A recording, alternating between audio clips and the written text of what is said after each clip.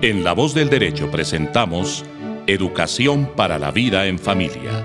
Asuntos de actualidad y trascendencia.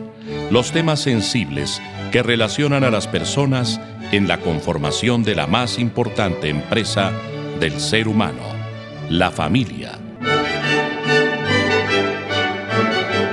Dirección y realización del abogado y académico Carlos Fradique Méndez.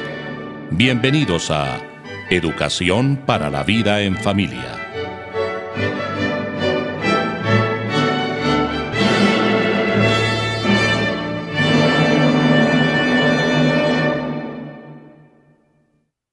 Muy buenos días, buenas tardes, buenas noches, amigos y amigas de La Voz del Derecho.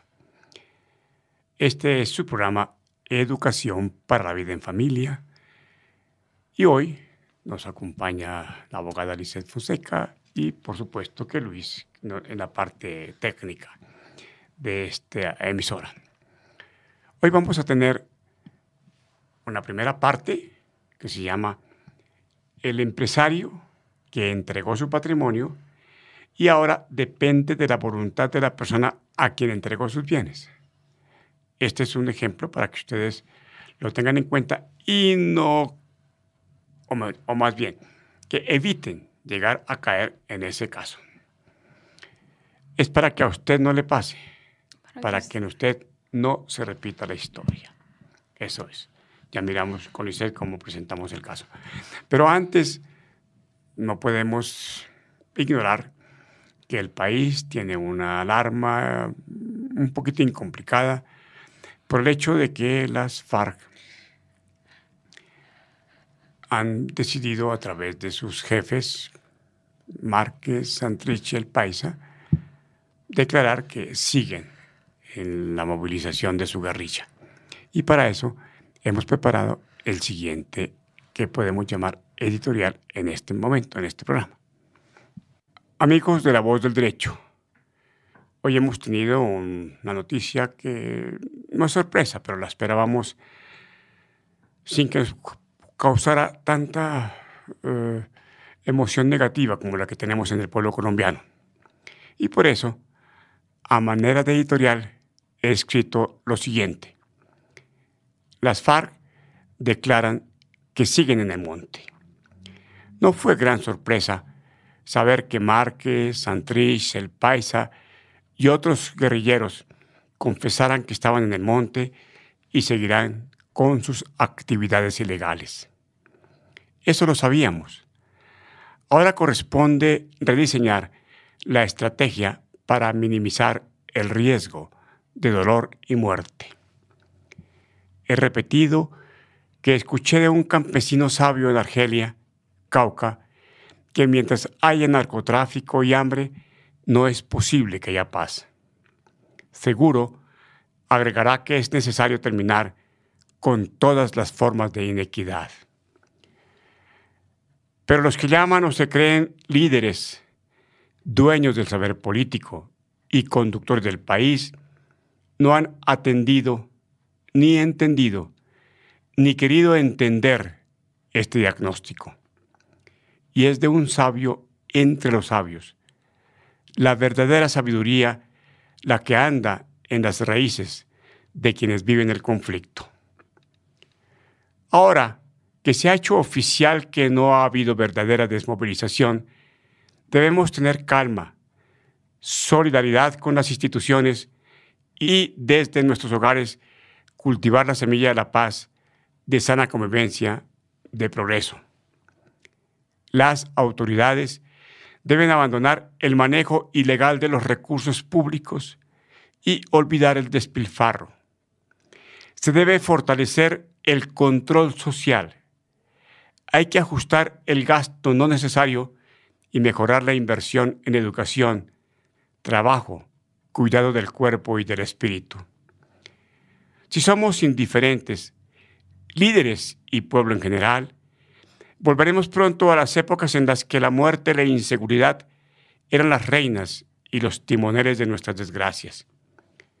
Si tomamos conciencia de nuestra responsabilidad histórica, la cooperación internacional llegará con altísima tecnología para que podamos construir puentes de paz y de progreso. Nuestro deber es estar unidos para aportar lo que nos corresponde desde nuestros puestos de batalla por la paz. No olvidemos esta obligación. Muchas gracias. Hoy en familia lo pueden volver a ver, lo pueden volver a escuchar en las redes sociales de la emisora La Voz del Derecho. La página es www.lavozdelderecho.com. Nos pueden escribir y nos pueden llamar ahora, durante este tiempo que vamos a hacer el programa, a escribirnos al correo emisora lavozdelderecho@gmail.com. Y excelente que nos compartan sus opiniones sobre el trabajo que estamos haciendo. Y en Facebook el link es emisora La Voz del Derecho, en Twitter @La Voz del Derecho y en YouTube La Voz del Derecho. Los invitamos para que compartan con nosotros a través de estas redes sociales nuestro programa Educación para la Vida en Familia. Dice, vamos a presentar un caso sin nombre, sin apellido, sin nombre. Es un caso abstracto, pero es un caso real, de una persona que era empresaria. Un señor, es él. Hoy tiene... ¿Cuántos años tenía, Lisette? Hoy tiene... 4. No, hoy tiene ¿cuántos años? Ahorita tiene... Como 82 años, tal vez. Sí. Tal vez como 82 años, ¿no? Y está casado con una señora que tiene como 15 años menos que él, ¿no? Sí, matrimonio consensual. Con un matrimonio consensual. Esta persona empresaria tuvo un primer matrimonio del cual tenía 2 hijos.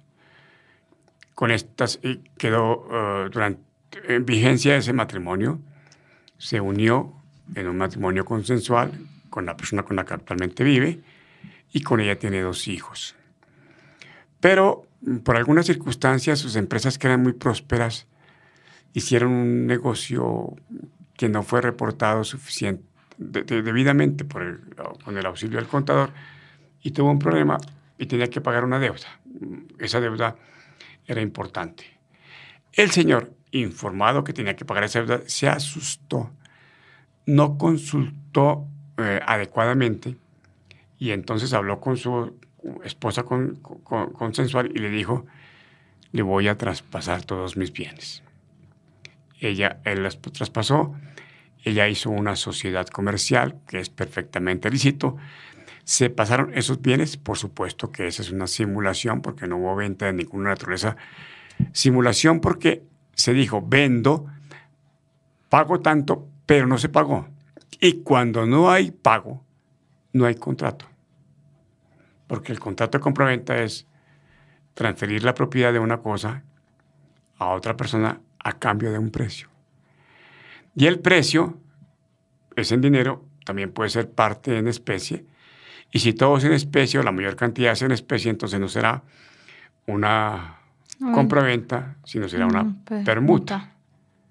En cualquier parte donde no haya esa recompensa en especie o en dinero, el negocio compraventa o permuta es simulado, porque no es verdadero. Simplemente lo que es simulado es porque no es verdadero.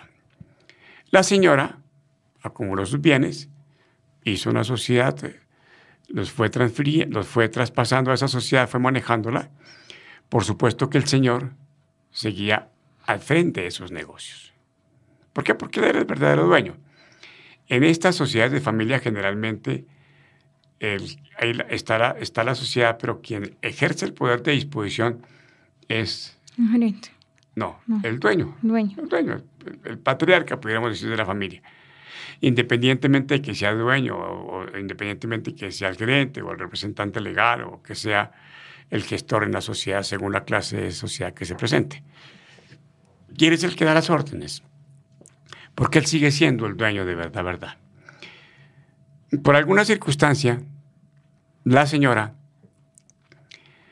ya el señor está con la edad que avanza, entonces ya no está mucho tiempo al frente del negocio, cuando sigue al frente del negocio. Entonces la señora decidió que la sociedad la modificaba en cuanto a los socios. Creo que sí es socio, que es una sociedad ¿Es una SAS ahorita o sigue? Una SAS. Es una SAS, creo que la transformó en SAS, ¿no? Y entonces a los socios, y ella vendió su participación y se la vendió a una pariente de ella, creo que es una hermana, y después esa hermana le vendió también en ventas simuladas a los hijos de la señora y del señor de 82 años. Entonces la sociedad quedó con los socios importantes, los dos hijos, un poquitico para la persona que tal vez es la hermana de la señora, y ella con una participación muy pequeña, siendo ella la gestora, es una sociedad incomandita, ahora que me acuerdo, la gestora de esa sociedad. Cuando el señor se va a preguntar, bueno, ¿y ahora los bienes dónde están? Dice, se los he entregado a nuestros hijos, se los he entregado a mi cuñada, a su cuñada, y pues son ellos los dueños. Y usted no tiene nada. Así es de fácil, no tiene nada. Pero hay una cosa muy importante, y es que el señor,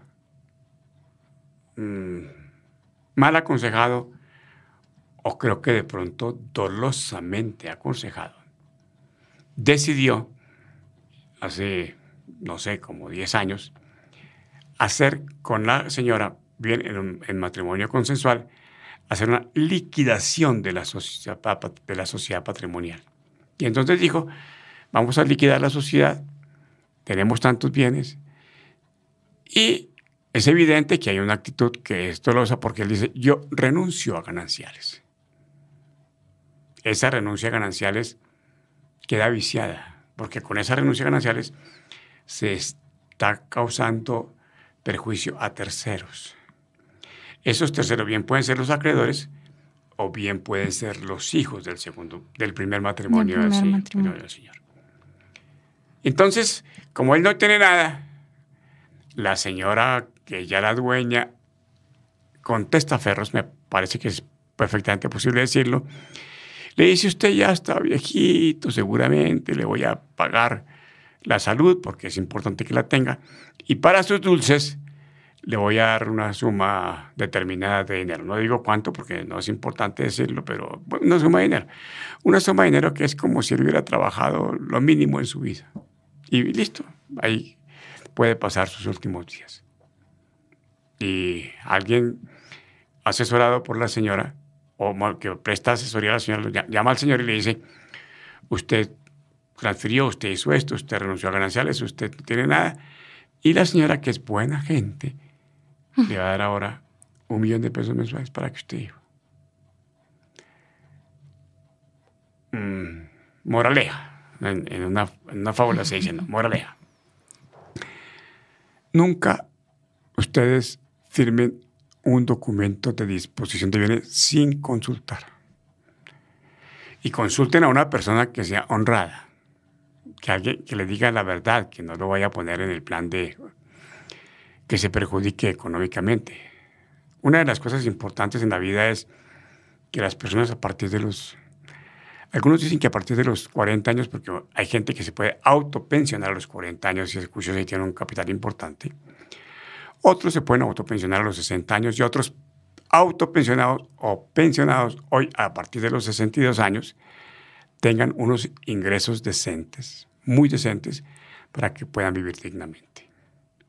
Ingresos con los que van a tener posibilidad de satisfacer sus necesidades de salud fundamentalmente, con una salud prepagada, una buena salud, de recreación, de distracción, de una vivienda digna, unas buenas vacaciones, una buena lúdica, una vestimenta aceptable, un trabajo aceptable, un transporte decente, los medicamentos, una persona que en un momento determinado esté capacitada para ayudarla como si fuera una asesoría doméstica en sus necesidades básicas. Y por supuesto que tenga el cariño, el afecto de la esposa, que entre comillas tiene sus bienes, y sus hijos, a quienes este señor les entregó no parte, sino la vida entera para hacerlos profesionales, y los educó. Ambos hijos del segundo matrimonio son bien educados. Los hijos del primer matrimonio no tanto, pero los del segundo sí. Entonces, esos hijos deben estar rodeándolo y dándole el aporte, el cariño y el afecto que necesita. Entonces, primero, no firmen nada sin consultar. Segundo, peor, no firmen nada sin leer. Este señor dijo, en alguna oportunidad yo quería pasar los bienes y entonces yo simplemente le dije, no tengo ningún inconveniente, le entrego los bienes y lo dije sin leer de ninguna naturaleza. Y no firme nada sin leer, por favor. No firme nada sin leer. Porque si no lee, posiblemente está cometiendo errores al insolventarse, por una parte, pero más que insolventarse, a quedarse sin el recurso económico necesario para poder atender sus necesidades de manera decente, de manera humana, digna, como dice Lisette. ¿Qué recomendaciones se le dio? ¿No? Consiga los documentos que usted ha firmado. Consiga los documentos que ha firmado. Los documentos que desconoce qué es lo que dice. Firmó porque no sabe qué dice. No sabe qué dice. Ningún documento que firmó hasta la fecha. Listo. Él no sabe qué firmó, ¿no? No sabe qué firmó. Para saber qué fue lo que firmó. Para analizar el contenido. Generalmente esas escrituras se hacen con formatos, proformas, y quedan con muchísimas fallas. Y si se puede, con el tiempo, se puede pedir la revisión, porque allí puede haber eventualmente un delito, puede haber una falsedad, eventualmente puede haber hasta una estafa puede haber, pero esa simulación como tal, para algunas personas no comienza el término de prescripción, sino cuando nace el derecho. Cuando nace el derecho. Es muy probable que el señor como tal en este momento tenga dificultades para pedir, mire, revise judicialmente esas escrituras, pero quienes lo van a heredar, que en este caso serían los hijos de su primer matrimonio, tendrían derecho a reclamar respecto de los segundos. Y ahí hay un tema de reclamación. Es un pleito largo, es un pleito complicado, es un pleito que seguramente va a durar muchos años, con una justicia que camina un poquitico más lento que las tortugas. Un poquitín, no más lento. Un poquitico nomás. Y además se encuentra uno con muchísimas sorpresas, porque a veces se toman decisiones que no están conforme a derecho, desafortunadamente. Y aquí, permíteme hacer una cuña, necesitamos que haya una reforma de la Administración de Justicia, pero no porque haya más magistrados, no porque haya más códigos, sino porque la gente esté mejor preparada.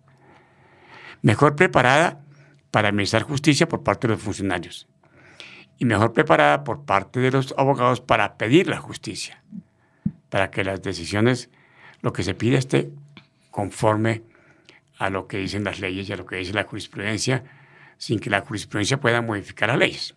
Entonces necesitamos que haya esa modificación de preparación. Si preparamos a la gente, a esos que llaman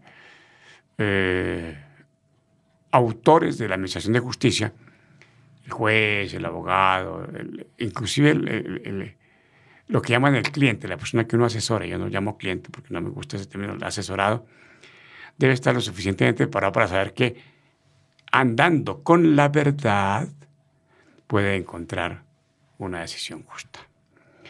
No sé si hay alguna anotación adicional para esto, Lisette. Creo que no tenemos ninguna decisión adicional para este caso, ¿sí?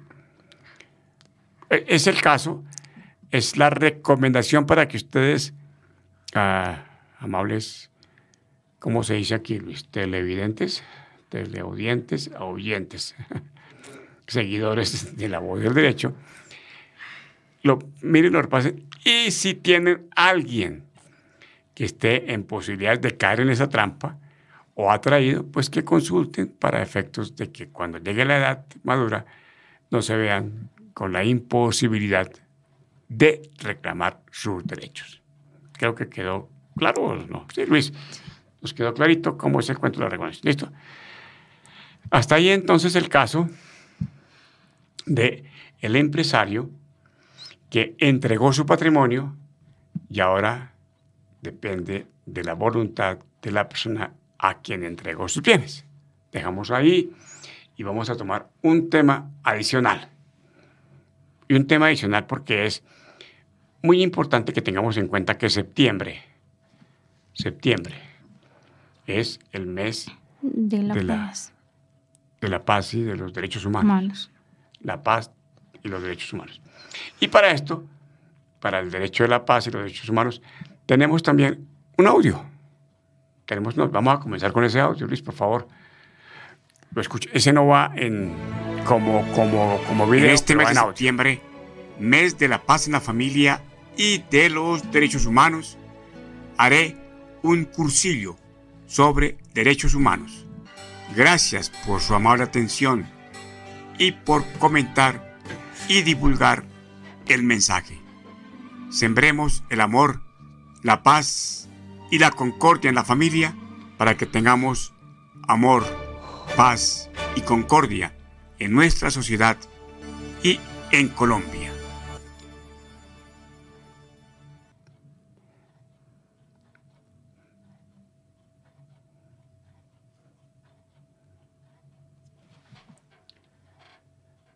Se acabó.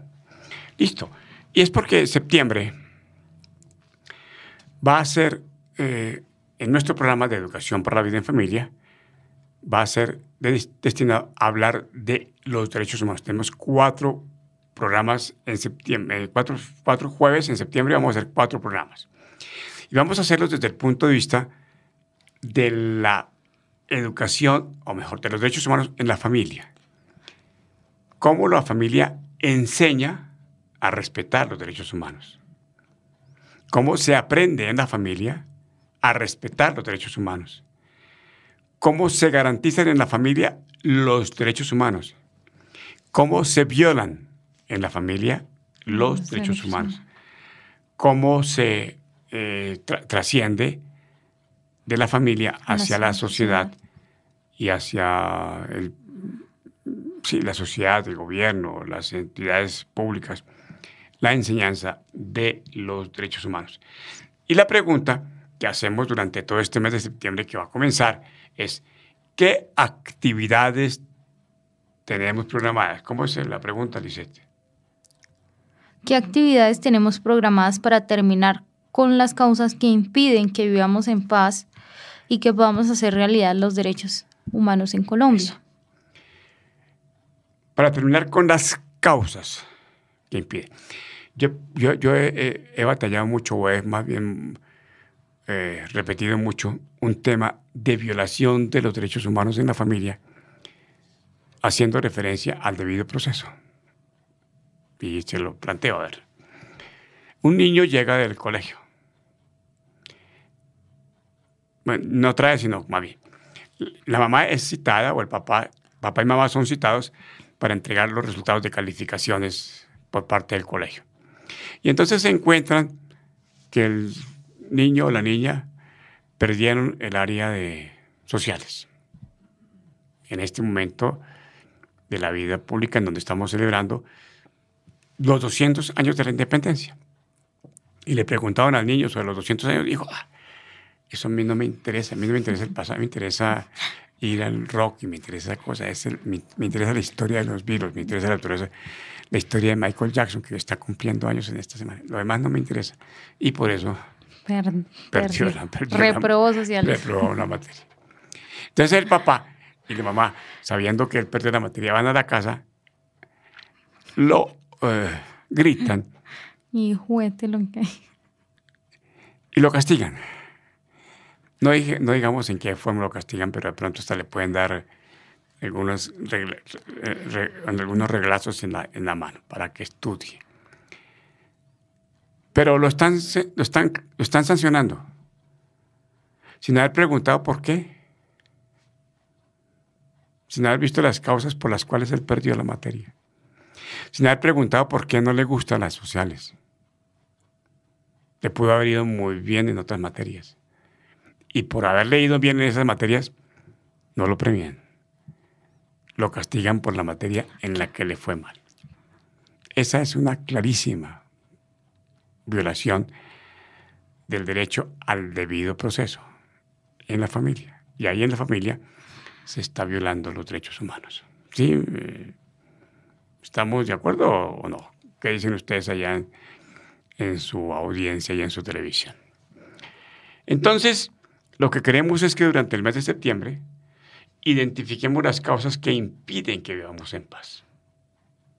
Esas causas han hecho estudios, tesis, doctorados y todo el mundo las conoce. Digamos que una causa aquí en Colombia es el narcotráfico, otra causa es la pobreza, la cantidad de inequidades que hay, la educación muy regular que se está impartiendo en las escuelas y colegios en todos, la muy regular educación teórico-práctica que se imparte en las universidades. Hay muchos profesionales que tienen el diploma pero que no saben qué hacer. El desplazamiento. El desplazamiento para efectos de que vayan a recibir la educación. La falta de preparación laboral para que la persona pueda tener un trabajo en donde rinda, donde genere resultados. Hemos dicho, y en algunas instituciones lo hacen, y es que se puede contratar el personal de trabajadores para que hagan unas tareas básicas. Usted hace eso.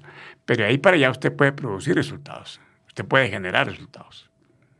Y sobre esos resultados que genere importantes, pues se puede pactar o simplemente por liberalidad se puede dar una propina o se puede dar una recompensa. Eso es importante que lo haga. Pero el trabajador, por ejemplo, que llega a las 8 de la mañana y se va a las 12 del día, porque a las 12 del día puntual. Apaga el computador y vuelve a la 1:30 y a las 5 apaga el computador. Hasta luego. Mire, ayúdeme. No porque es hasta las 5 eso. Pues, por ejemplo, ese trabajador, pues... A mí me pasó. ¿De qué? Por allá en los juzgados. ¿Qué pasó?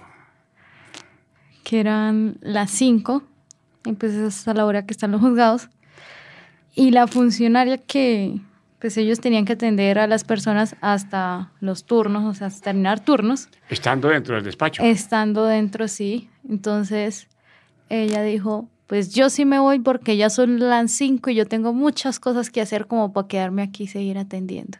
¿Y se fue? No, pues me terminó de atender a mí y no sé si se habrá ido. Por ejemplo, una funcionaria de esa naturaleza, pues no puede generar una buena presentación, o no puede dar más bien un buen resultado desde el punto de vista de la justicia. Estos muy poquitos causas para que impide que tengamos una sana convivencia y vivamos en paz. Pero no es que sabemos que hay pobreza y entonces digamos, yo voy a ser el alcalde y voy a terminar con la pobreza, como sucede en la campaña que está. Yo voy a terminar con la pobreza. ¿Y cómo? No sé, pero yo voy a terminar. Entonces, esa tarea, por ejemplo, no es la que necesitamos. Necesitamos de verdad que haya pobres, que termine la pobreza. Nosotros hemos insistido aquí desde la educación para la vida en familia en 2 propuestas para minimizar, no para acabarla, sino para minimizar la pobreza. La primera es 0 embarazos en y por adolescentes. Y 0 embarazos en y por personas menores de 25 años. Esta semana apareció un estudio importante de cómo tenemos casi 5.000 o 5.500 millones de habitantes en el mundo. Y cómo estamos deforestando para poder tener ganado, para darle carne a la gente. Y entre más gente haya, más necesidad de comida.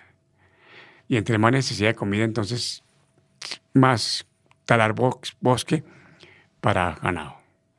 Con la idea de que la carne como tal no tiene los mejores beneficios para la vida del ser humano. Necesitamos menos gente. Eso sí, Celia Cruz era importante. No hay cama para tanta gente. Ay, cómo pata. No hay cama para tanta gente. Entonces tenemos que reducir. Pero además, la Constitución dice que no tiene obligación de tener un hijo para sostenerlo y educarlo. Y si no tengo que sostenerlo, ¿Para qué tenerlo? ¿para qué tenerlo? ¿Para qué tenerlo? La primera parte. 0 embarazos para minimizar la pobreza, ¿no? En menos de 25 años. Y tener máximo 2 hijos. 2 hijos en toda la vida. Principalmente uno. Bueno, uno si se quiere. O hay mucha gente que dice no quiero tener hijos, listo. O uno si se quiere tener la experiencia de la maternidad o la paternidad y dedicarse con toda la voluntad y todo el amor para que ese hijo salga adelante. Eso es un aporte mínimo, porque deben ser muchísimas más cosas para que se pueda minimizar la pobreza. Por supuesto, mejor capacidad laboral para que se puedan tener mejores ingresos. Eso es para minimizar la pobreza. Por supuesto, algo que es importante es racionalizar el gasto. El gasto. Una persona, con todo el cariño los digo y presento excusas, que es obrera, un obrero. Llega el sábado, al mediodía, le pagan su quincena, o su semana más bien. Y le pagan, supongamos, le pagan 400,000 pesos por la semana. No, tiene que ser mucho menos. 5 por... Está en 5, 8. 25. Bueno, pagámosle 400, supongamos. Es un trabajador muy calificado como obrero y le pagan los 400,000 pesos en la semana. Y de ahí sale y se va a pasear con la novia y la mujer esperando que le llegue al mercado. Y sale y se va con la novia a jugar tejo y a tomar cerveza. Y ahí en esa salidita se le fueron 250,000 pesos. Y llega a la casa con 150,000 pesos. Es porque no tiene una forma cultural de hacer una buena inversión de sus ingresos. Pero además de eso, como él es un trabajador independiente, no está aportando para salud, Para pensión. para riesgos, para pensión, y llega el tiempo y ¿de qué voy a vivir a los 60 años? Entonces, mire, esto es una pequeñísima referencia a cómo se puede minimizar la pobreza. Fuera de eso, hay muchas inequidades en el campo de relación económica que habría que hacer muchos programas para decir cómo se puede limitar esas inequidades. Y lo que queremos es que durante el mes de septiembre invitamos con todo el cariño, especialmente a las instituciones educativas, para que desde el kinder hasta las universidades se hagan foros, tareas, experiencias, prácticas sobre cómo podemos garantizar el ejercicio de los derechos humanos. Sí, se hacen algún... Yo me acuerdo que sí, cuando estaba estudiando. En la práctica. ¿Qué hacemos en la práctica? No la teoría, ni la obra de teatro, ni la poesía, ni la izada de bandera, porque eso no genera ningún beneficio para garantizar los derechos humanos. Por ejemplo, hagamos un ejercicio, el derecho humano a la educación, y dentro de la educación al deporte. Entonces cogemos a los 20 que forman el equipo de básquetbol y les damos una buena educación, y a los demás 300, 400 estudiantes del colegio, ¿qué hacemos con ellos? Creo que usted lo ponían a nadar, ¿no? ¿Y a los demás?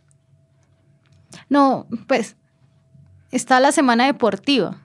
Se hacen una semana. Una semana de 54 al año. De 54 al año. ¿Y las otras semanas qué? No, sí hace falta. Hace falta, ¿no? Sí. Sí, la otra semana y la otra 53 semanas qué. ¿Y cuántos participan en la semana deportiva? Se supondría que todos debíamos participar. No, ¿cuántos? Pocos. Pocos. ¿Y los demás qué? Entonces, ¿aquí hacemos? Y además de eso, el señor no sé qué, doctor de no sé qué cosa va y dice, hace un discurso. Y entonces hace toda la historia de los derechos humanos desde la época antigua, desde antes de Jesucristo. Dice, uno de los derechos humanos más importantes están considerados en el decálogo de la religión católica, que son decálogos que están entre otros en todas las religiones monoteístas. No matar. No matar. Listo. ¿Y cuántas? Y si no creen en la religión, entonces los queman. Pero el mandato es no matar. Entonces vea cómo necesitamos que haya una cultura de reconocimiento a los derechos humanos. Que esto mismo se puede hacer en las asociaciones de padres de familia, las autoridades, por supuesto, civiles, policías, religiosas, que los curas, los pastores, los emires, en sus cultos religiosos todos hagan el sermón, la homilía, el discurso, la oración, en función de tomar conciencia sobre los derechos humanos. Las organizaciones cívicas, las juntas de acción comunal deberían ser un mecanismo muy valioso para que a través de ellos se pudiera hacer conciencia de los derechos humanos. Las juntas de acción comunal, por ejemplo, en los campos, para la recuperación del ambiente. Tenemos derecho a un ambiente sano y lo talamos, y lo talamos, y lo talamos. Yo tengo la experiencia de que en un sector había un señor que le gustaba sembrar árboles, Lisset. Entonces, las cercas vivas las tenía él. Y él sembraba árboles. Árboles. Y había un señor que no le gustaba que sembraran árboles. Y él llegaba y los cortaba. A ver, apostemos, entonces decía el señor, a ver quién gana. Si yo que siembro árboles o el que los corta, y algún día habrá que ganarle. Pues el señor se murió y entonces el señor que sembraba árboles pudo seguir con su tarea de sembrar árboles. Sí, se me vino a la cabeza una oración que a todos nos enseñan. A ver. Señor, hazme un instrumento de tu paz. Así es, eso es de San Francisco de Asís. Sí. Léala. Es de Francisco de Asís. Asís es una ciudad muy linda en Italia. Y allá está la iglesia dedicada a Francisco de Asís. Entonces, listo, Señor. Señor, haz de mí un instrumento de tu paz, que allí donde haya odio, ponga yo amor, donde haya ofensa, ponga yo perdón, donde haya discordia, ponga yo unión, donde haya error, ponga yo verdad, donde haya duda, ponga yo fe, donde haya desesperación, ponga yo esperanza, donde haya tinieblas, ponga yo luz, y donde haya tristeza, ponga yo alegría. Eso hay que ponerlo en práctica, pero maravilla. La semana entrante es la Semana de la Paz, del 2 al 9 de septiembre, la Semana de Paz. 1000 actividades y tenemos que estar comprometidos con esas actividades. El 9 de septiembre es en Colombia el Día de los Derechos Humanos. En Colombia, porque en el mundo es el 10 de diciembre, pero el 9 de septiembre va a ser el Día de los Derechos Humanos. El día 21 de septiembre, que es el tercer sábado de mes de septiembre, va a ser el Día de amor y amistad. Del amor y amistad. Más que el Día de la Amistad, más el de la amistad. Y la amistad es un valor muy, pero muy importante. Uno debe procurar por tener muchos amigos. Hay un libro que se llama, no voy a decir cómo llama el autor, pero llama, y hay muchos, El arte de ganar amigos. ¿Cómo gana uno amigos? Hay que luchar por la amistad. Algo muy importante, el día 21 de septiembre es el Día Internacional de la Paz. Es el Día Internacional de la Paz. ¿Eso qué lectura tiene eso, Lisset?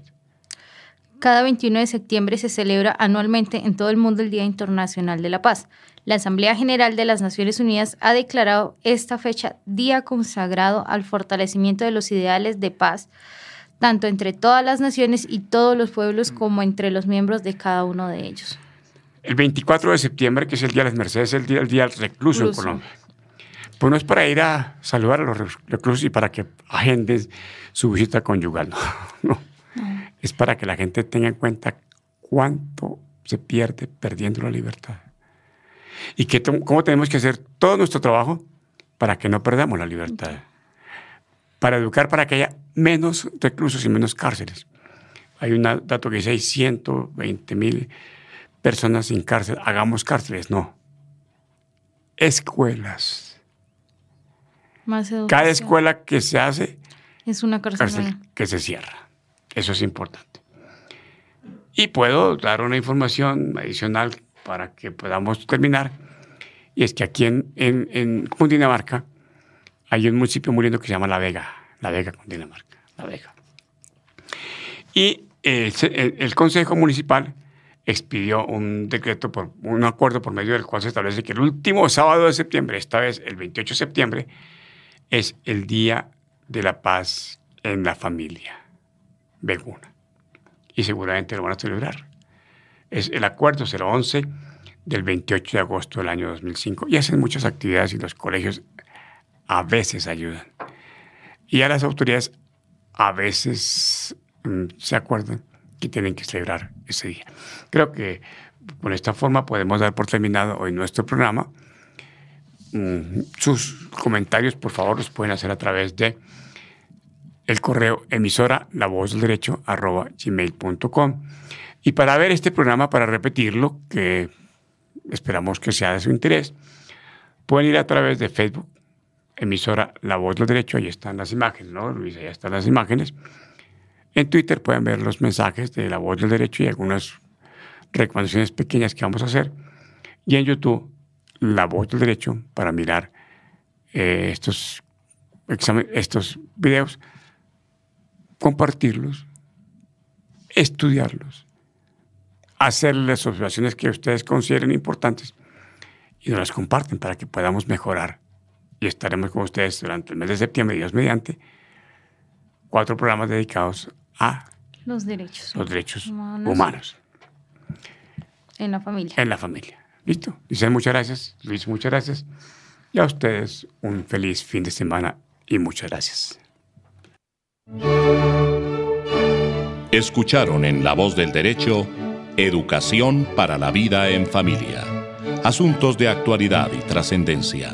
Los temas sensibles que relacionan a las personas en la conformación de la más importante empresa del ser humano, la familia. Dirección y realización del abogado y académico Carlos Fradique Méndez. Educación para la vida en familia. Hasta pronto.